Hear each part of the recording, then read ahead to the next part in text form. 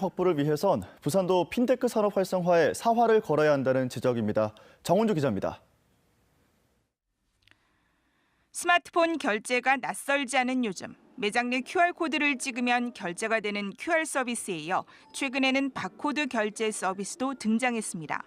또 1:1 고객 맞춤 서비스를 해주는 채팅 로봇, 홍채, 손가락 정맥 등 생체 인식 결제까지 새로운 결제 시스템이 속속 등장하고 있습니다. 기술 금융, 이른바 핀테크 산업의 일부분입니다.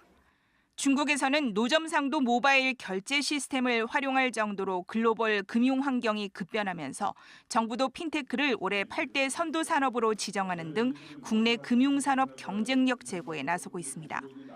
지역은행도 디지털 IT 부문 조직과 인력을 확충하는 등 대책 마련에 나섰습니다.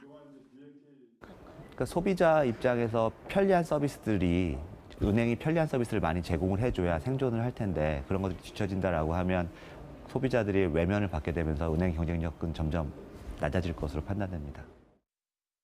이런 가운데 동부가 경제 중심 도시 도약을 꿈꾸는 부산도 지역 핀테크 산업 육성이 시급하다는 지적입니다.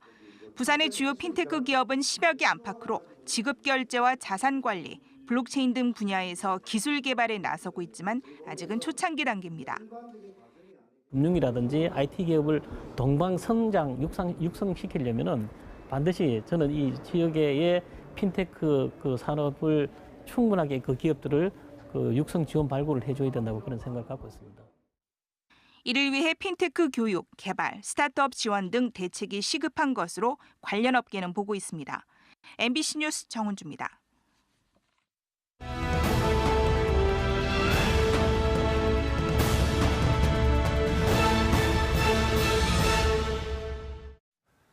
올해는 3.1운동과 임시정부 수립 100주년을 맞는 해입니다. 부산 MBC는 부산 지역 3.1운동의 역사와 의미를 짚어보는 기획 보도를 마련했는데요. 오늘의 첫 번째 순서입니다.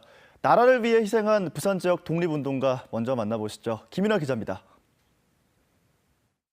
유공자 독립운동가 하면 누가 딱 떠오르세요? 안중근 의사. 안중근 의사. 네. 그럼 부산 출신이거나 부산에서 운동한 사람은 누가 있을까요? 그건 잘 모르겠어요. 유관순? 친구분 말고 모르겠는데 유관순 말고는 잘 그러면 부산에는 누가 있을까요? 부산에서 만세운동한 모르겠어요. 부산에서 유관순 누나처럼 이제 만세운동을 한 사람 몇 명이나 될까요? 부산에는 100명 정도. 3.1운동 100주년. 부산에서도 나라를 위해 헌신한 독립운동가가 많습니다. 동래 출신 박차정 의사는 의열단장 김원봉의 아내로 남편과 함께 무장 독립단체를 이끌며 항일 투쟁을 했습니다. 3남매 중 박 의사와 마지 박문희 선생은 이미 독립유공자로 인정받았고 최근 둘째인 박문호 선생까지 유공자를 신청해 한 집안에 3명의 유공자가 나올 가능성이 커졌습니다.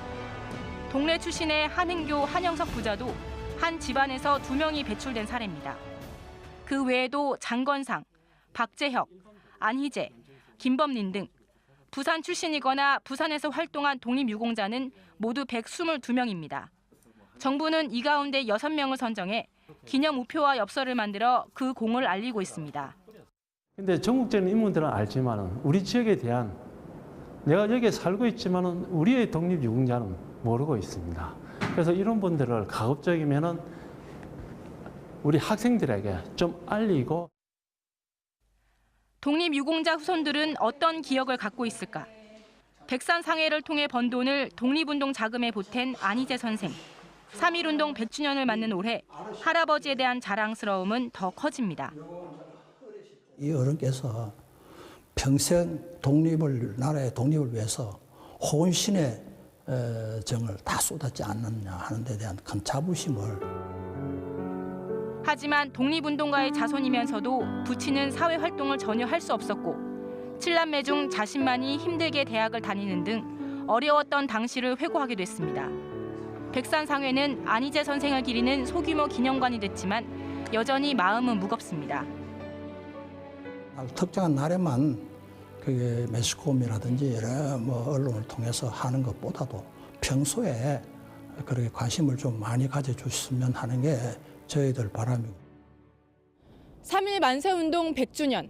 100이라는 숫자에 담긴 그 특별한 역사는 그날의 한 거, 그때 그 뜨거운 횃불을 들었던 우리의 독립운동가들을 반드시 기억해야 한다고 말하고 있습니다. MBC 뉴스 김민아입니다. 오늘 낮 12시 반쯤 강서구 신항 삼거리 교차로 부근에서 눌차대교 방향으로 달리던 트레일러에 탑재된 탱크로리가 도로에 떨어졌습니다. 운전자가 탱크로리에 폭발 가능성이 있는 위험 3급 화학물질이 들어있다고 진술했고 경찰과 소방서 구조대는 만일의 사태를 대비해 한때 사고 현장 3개 차로를 전면 통제하기도 했습니다. 부산경찰청 마약수사대는 서울 강남 유흥가에 마약을 유통한 혐의로 판매책 46살 A씨를 구속하고 클럽 등에서 마약을 투약한 혐의로 프로골퍼 29살 B씨 등 7명을 불구속 입건했습니다. A씨는 SNS에 마약 판매 광고를 올린 뒤 이를 보고 연락한 사람들에게 속칭 대포 계좌로 돈을 받고 서울 강남 유흥가에 마약을 판매한 혐의를 받고 있습니다. 경찰은 또 A씨가 소지하고 있던 코카인 22.51g, 엑스터시 51정, 대마 3.74g 등을 압수했습니다. 부산지법 형사항소 3부는 공연 음란 혐의로 재판에 넘겨진 36살 A씨의 항소심 선고 공판에서 무죄를 선고한 원심을 깨고 벌금 50만 원과 성폭력 치료 프로그램 24시간 이수를 선고했습니다. A씨는 2017년 9월 12일 정오쯤 부산의 한 호텔 자신의 객실에서 야외 수영장이 내려다 보이는 발코니에 나체 상태로 3, 4분가량 서 있었고 이를 본 30대 여성이 경찰에 신고했습니다. 2심 재판부는 음란 행위는 반드시 성적 의도를 표출해야만 하는 것은 아니라며 호텔 발코니에 나체로 서 있던 행위는 일반인의 성적 수치심을 유발하는 음란 행위에 해당한다고 판단했습니다.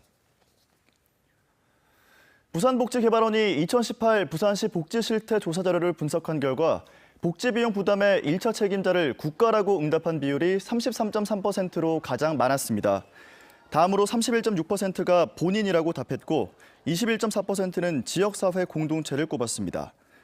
복지 비용 마련과 관련해선 국민 모두가 공평하게 세금을 내야 한다는 의견이 36.1%로 가장 많았고 돈이 많은 사람이 세금을 더 내야 한다는 견해는 32.4%로 확인됐습니다. 부산시의 복지 정책 가운데 가장 만족스러운 분야를 묻는 질문엔 55.7%가 교육을 꼽았고 만족도가 상대적으로 낮은 분야는 고용과 노동으로 나타났습니다.